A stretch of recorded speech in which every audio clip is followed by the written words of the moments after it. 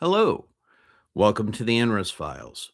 Stories about culture, history, and the human condition from a very Generation X point of view, very specific Generation X point of view. Uh, Stories tend to involve conflict. It's what sticks in our memory tends to be novelty. If you go to the refrigerator because you want some milk and you find some milk and you drink some milk, you're not going to remember that because it's an act like any other day of you want some milk, you get some milk, you've got some milk. Great. Nothing interesting about that. The stories that stick with us are more novel.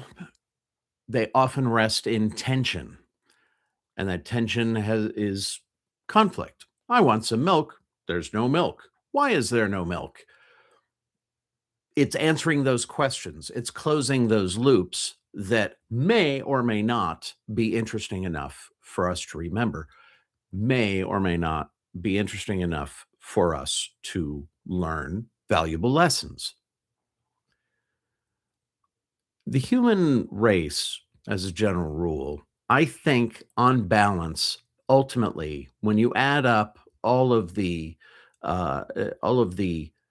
decisions that tend toward good and decisions that tend toward bad, I think good tends to win out over time, overall, in general. I read this nonfiction book, Factfulness, which I highly recommend, by Hans Rosling. I hope I'm pronouncing Hans's name correctly. When you look at the statistics about where the human race is right now, granted, the book is a couple of years old, but I'm sure the principles still hold. When you look at where the human race is right now, a larger percentage of the human population is fed and clothed than at any previous time in human history. We've accomplished this through fantastic leaps forward in technology and our understanding of the laws of nature around us. We have also done a pretty decent job of regulating ourselves better over time in general. And I realize right now it's easy to fixate on all of the bad things that are happening. Conflict. Conflict often has to do with reaching for the good thing and being thwarted, or trying to avoid the bad thing. And do we succeed or not in avoiding the bad thing? And it seems like every year things are getting worse. When I was growing up, even before I became a history major in college, I was taking the history classes in high school that most typical Americans would take, and that includes uh, American history, European history, world history. And I remember how when we would talk about the events of the day, I didn't follow the news as much as I do now. I didn't follow the news as much as my father did, but I did follow the news. It was kind of hard not to, especially when your parents leave the news on the TV just before dinner every night. But my father did often seem to be under the impression that things were just getting worse all the time. Things were so much worse than they were a few years ago. And they were so much worse than a few years before that. And so much worse than a few years before that. And yet, here I am studying history and noting that things are so much better now than they have been. What what is it that makes us fixate on the negative, and yet overall, the through line of the story of the human race actually tends toward things getting better? And that's because we tend to make, in general, the right decision. And by the right decision, I mean choosing good over bad.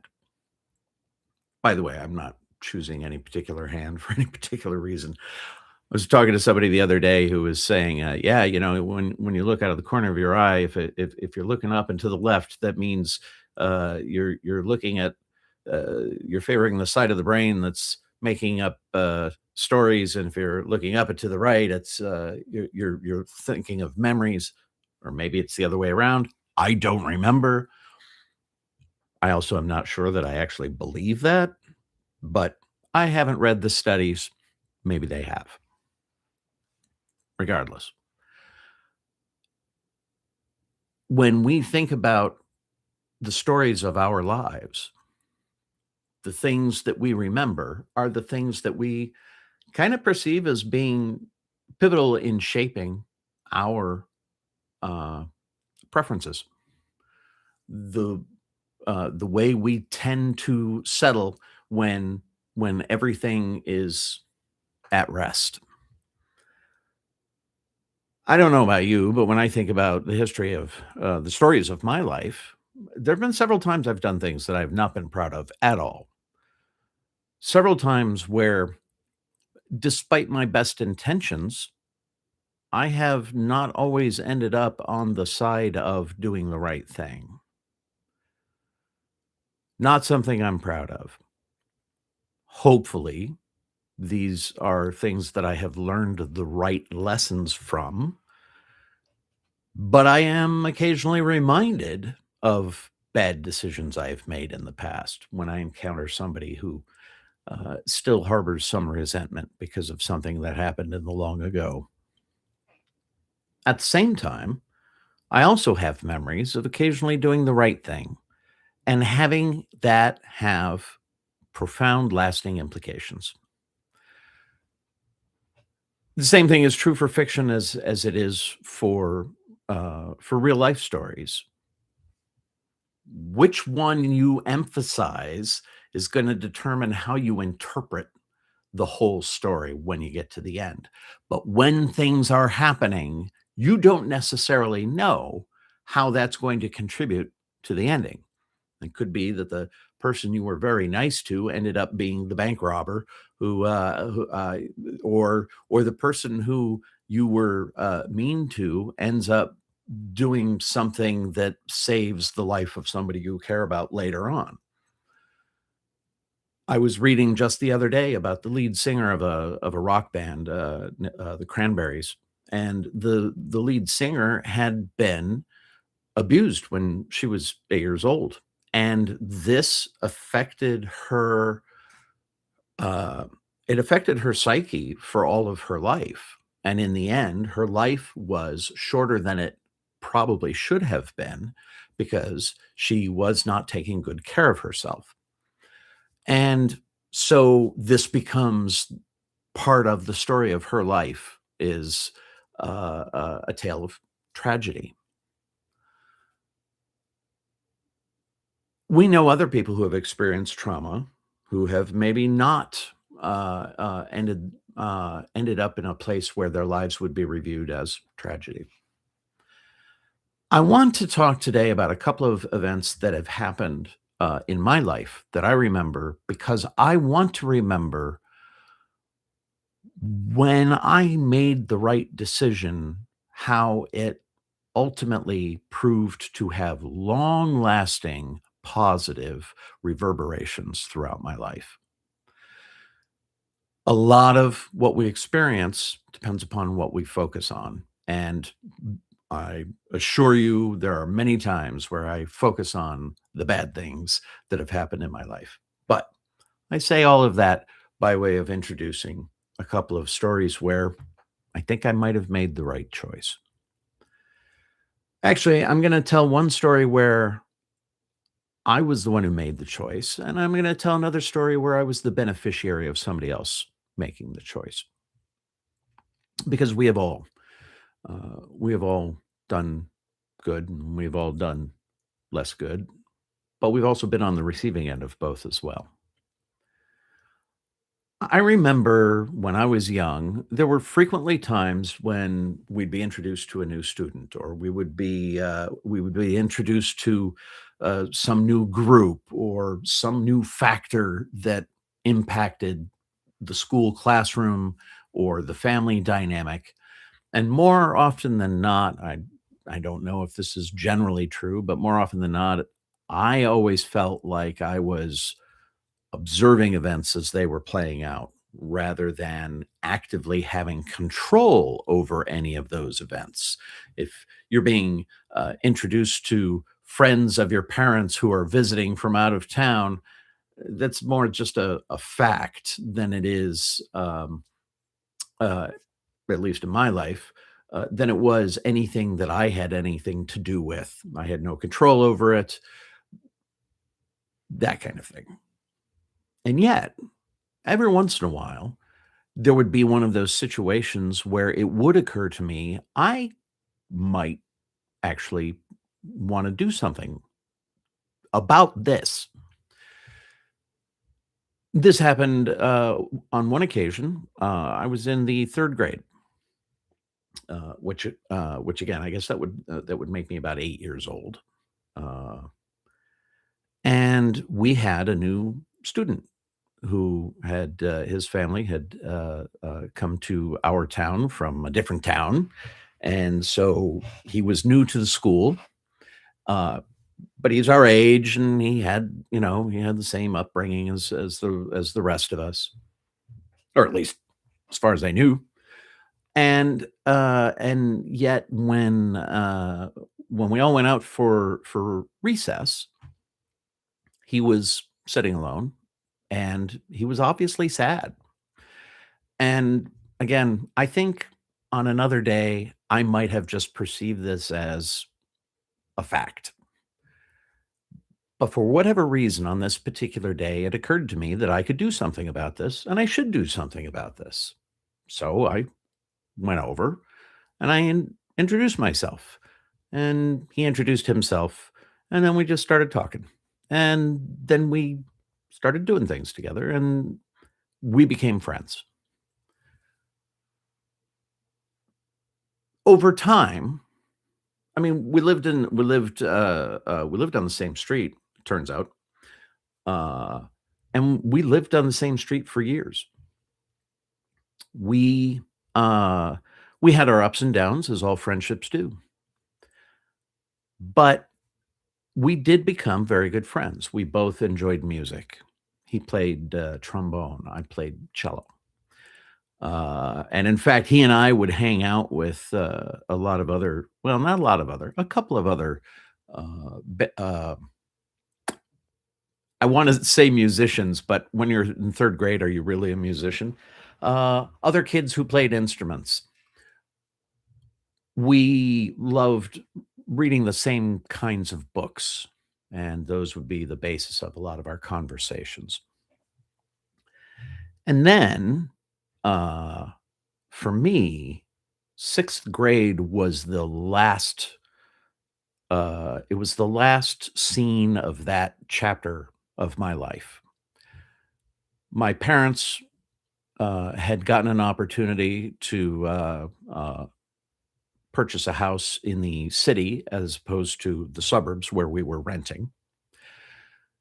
And at the same time, I had been identified as being somebody who actually was capable at math, and so I was my own self-definition was receiving, uh, a boost.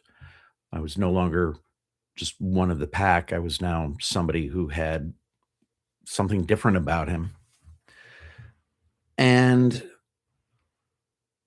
the the shock of moving from the suburbs to the city was profound. I became the new kid. I was on the receiving end of some not good things. I ended up alienating some people very, very quickly when I first moved into the city, and uh, and it took me a while. It took me a while to adjust. I was not happy with those changes. I was also not happy because, well, I had to leave a bunch of friends behind, and I didn't know really anybody uh, who had moved from the same suburb into the same city at the same time kind of thing. So, uh, but there were other people who I met who treated me kindly, and we became friends. We became friends for a long time. As you get older, your friendships can endure, and they can survive somebody moving, when the others don't. And I benefited from that. When friends of mine moved from the city to the out to the suburbs, but now I had the ability to, ride the city bus on my own, or I should say the county, metro, or I could bicycle out to the suburb, uh, from the inner city. And so I had a little more control over my own destiny, and I was able to visit with the friends of mine who had moved out, to the suburbs. And years later, I was reminded of something that I had completely forgotten, and this is another thing. It is interesting the things that you remember. But I had settled into my life in the city by the time high school was wrapping up and I was starting to get ready to, think about college and leaving town and all the rest of that. And I had reconnected with this friend who I had first met in the 3rd grade. And apparently, so by this time, I had really taken a shine to computers. Computers were just now getting to the point where they were affordable, where some families could afford to buy one. My parents and grandparents and as far as I'm aware, probably some aunts and uncles too, had pulled together some money so that we would have a computer. Um, and uh, and that was neat. And I can't remember when this friend was visiting. I don't remember if this was, that computer or if it was a computer that I had borrowed from that math program, at the university. But either way, I had a computer in the house, and I was showing him how cool this computer thing was. And as I say, I forgot about that over time.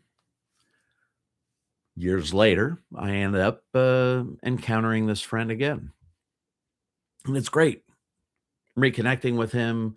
The internet is becoming more of a thing, and that's fantastic. And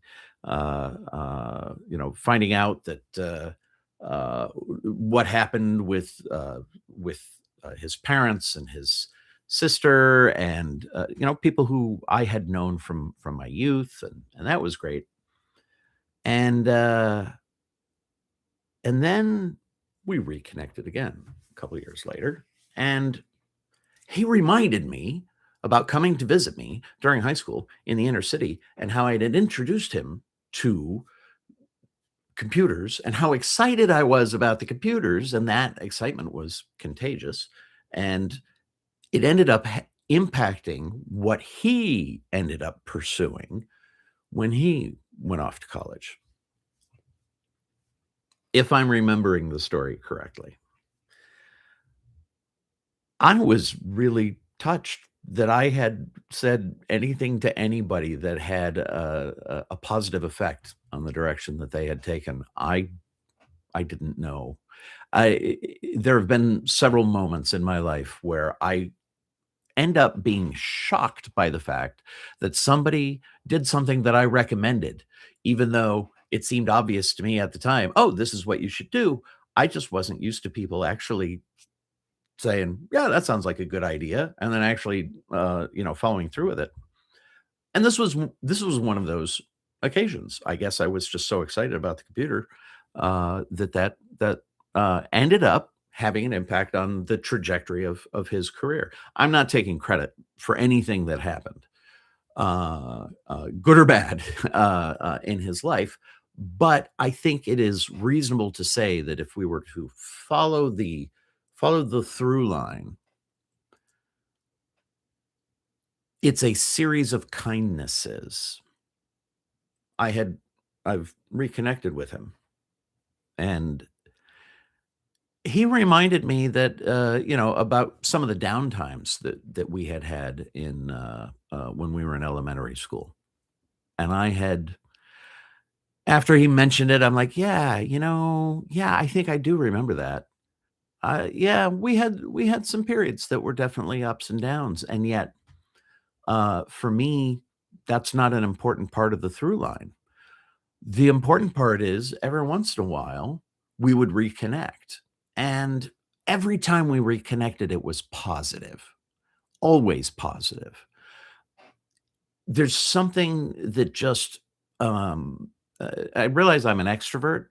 I do recharge my batteries by connecting with other people, but reconnecting with somebody who knew you when, it has an amplified effect, and when it's somebody who knew you way back when, I don't know. And then to find out that what they remember of you was your kindness, and I know I'm a very imperfect person, and I have done plenty of things that I'm not proud of, as I mentioned before. I hope that on balance, I've tended to be more kind than less kind, but it was kind of him to let me know that that's what he remembered of me. And I really appreciate it. And I appreciate having him in my life and reminding me that, there are some elements of my personality that have carried through.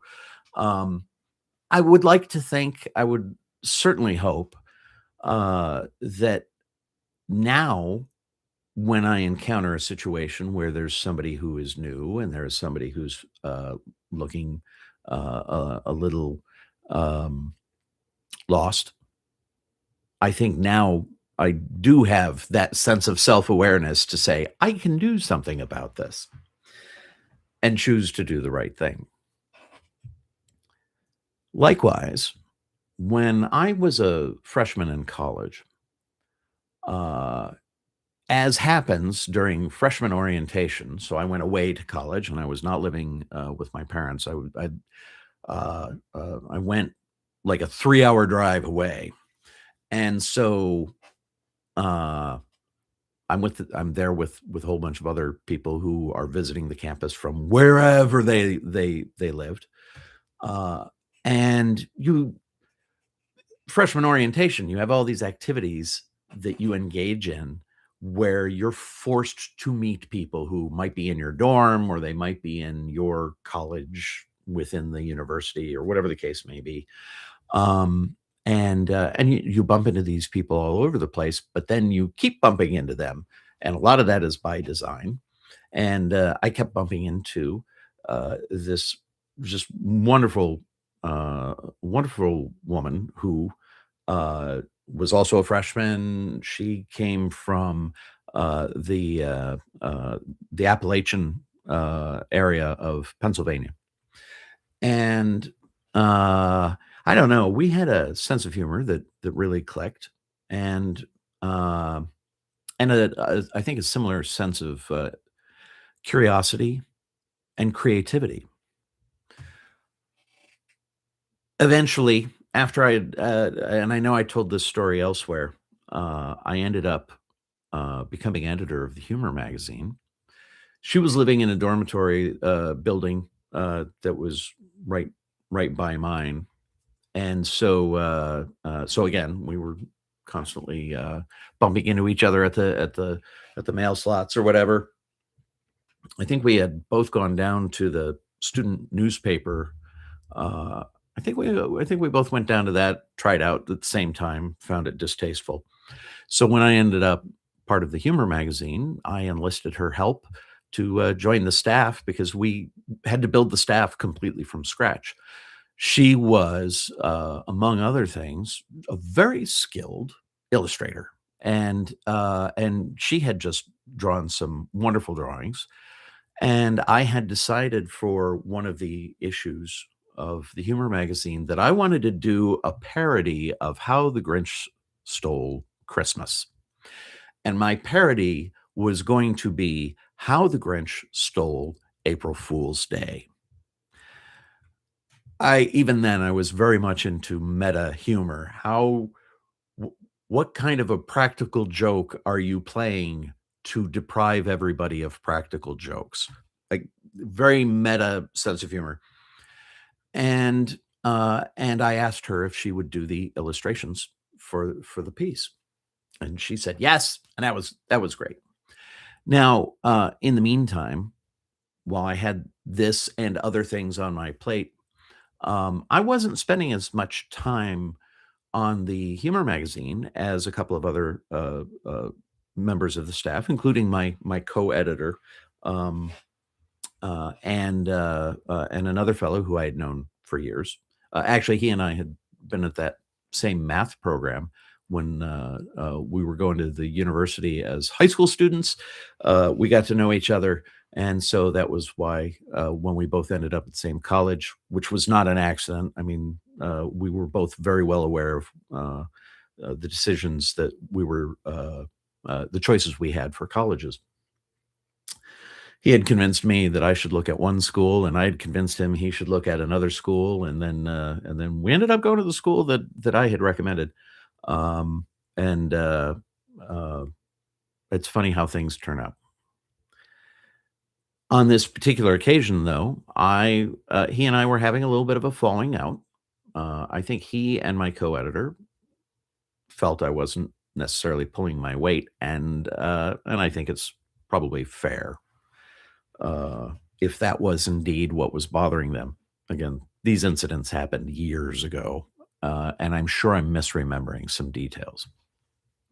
But but they decided that I kept saying my story about how the Grinch stole April Fool's Day was going to take up several double page spreads within the magazine. And that's a lot of real estate, and it had to take a lot of real estate. This isn't just text. I wasn't writing a parody story that could fit on a page. There's all these illustrations, and the illustrations had to be in the style of the original book, How the Grinch Stole Christmas, that it was necessarily gonna take up a lot of space. And they would ask me how I was doing on it, and I wasn't doing it. I was doing all of these other things, and I was very used to performing my homework just in the nick of time. It was absolutely the way I managed everything at that particular, period of my life. So, uh, they were becoming convinced that I wasn't gonna hit the deadline, and then they talked to my friend, the brilliant illustrator, and they essentially were talking smack about me, and then they were saying, if what if you just don't worry so much about actually getting the illustrations done? And uh, it's it's interesting to look at back at that sort of thing now, because uh, we're all older, hopefully more mature. You can look back on this and say, "This doesn't benefit the magazine." It certainly does make a point to me about, uh, over-promising and potentially not delivering. But other than that, I mean, it actually just kind of throws a big monkey wrench into the works, which doesn't make their lives easier. It makes their lives harder just as much as it makes my life harder.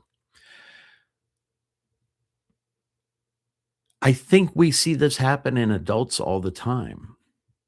I know that they would not make similar choices. Uh, we all matured. We all got a lot better at making better choices. But on that particular occasion, they were unhappy with me, and they decided that they wanted to sabotage this piece that I very much wanted to write. And then I very much wanted it to go into the magazine with the illustrations, and I wanted it to be it was my signature piece. Um, and my friend said, What are you guys doing? I'm he asked me to do this thing for him. I'm going to do this thing for him, and we're going to get it done on time. And that kind of blew them away. They were a little surprised, I guess, that that had happened. And she told me that that had happened. That's how I know that it had happened. What she had told me, and it was weird. It was a weird feeling that that somebody would try to prevent you from getting done the thing that you really wanted to do because they felt that they were doing more work than you. I don't know. But I did manage to get the text of the story done just in the nick of time, and when I say just in the nick of time, I don't mean to go into the magazine, I mean to get to her so that she had enough time to do the illustrations to go with my words, because that's how it had to be, and then to get all of that, uh, on the flats before we took it to the printer.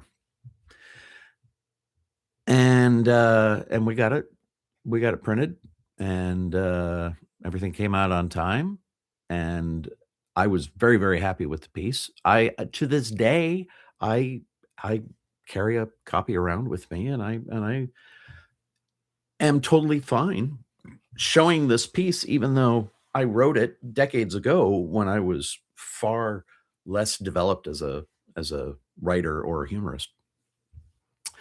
Uh, and, but also it serves as a reminder to me about how some people are your friends, and they're just your friends no matter what. And they do the things that friends do no matter what. And over the years, uh, I would like to think that there have been some times when we have offered each other the kind of consoling and advising when we were going through hard times. And we each had our share of hard times. Um, and we each made a very positive difference uh, in each other's lives as we were going through those challenges. I did a video a little while ago talking about a book that changed my life. And that book is called The Artist's Way. When I told that story, this is the woman who introduced me to that book. She's like, "This will help you. This is the right thing for you to be doing at this particular time as you are going through this mess." And as I say, the book had a profound impact on my life. And uh, I would like to think that I have come through for her on a couple of occasions as well. Um, And these are both people who I know I could call at any time, and I know that they could call me at any time, and we'd pick up the phone, and we would talk about the things that, needed to be talked about, or just talking for the sake of connecting. So these are incidents where kindness prevailed. Kindness There was an opportunity for kindness to happen. It didn't have to happen. It would be perfectly reasonable if it didn't happen, but it happened, and that kindness had reverberations that just continued on down the line. I think the friend of mine who I originally met in the 3rd grade, um, I'm looking forward to, what the future holds, for us, and for our friendship. I have some very good feelings about the way things are gonna go, with a project he's working on, and likewise, with my friend who had drawn those wonderful illustrations. And I hope this is the thing, a little bit of kindness here and there isn't going to solve all of the world's problems, but I think it can make our own lives just a little bit better, knowing that we have people at our backs because they have us at their backs. It's a it's a feeling that's very reassuring when you're going through difficult times. My sincerest wish for you, as I tell you these stories, is that you have your people too, and that you know that you've got people who have your back, and you have their back in a positive way. Not as a gang that's going out to do cruel things to people you don't like, but as a crew of people who support each other and support those you care about. Because we can also dwell on the times we've been wronged. We can dwell on the times we have done wrong. And I think rather than dwelling on those, we should learn the lessons that help us to avoid that again from happening again. Whereas when kindness has prevailed, I hope we not only benefit from the reverberations, but we also learn the lessons and practice it more. Those are my stories for today. I appreciate you listening to the stories. And if you have stories of your own that you want to share, I hope you'll share them in the comments section. And thank you very much for listening. And we'll see you again next time. Take care.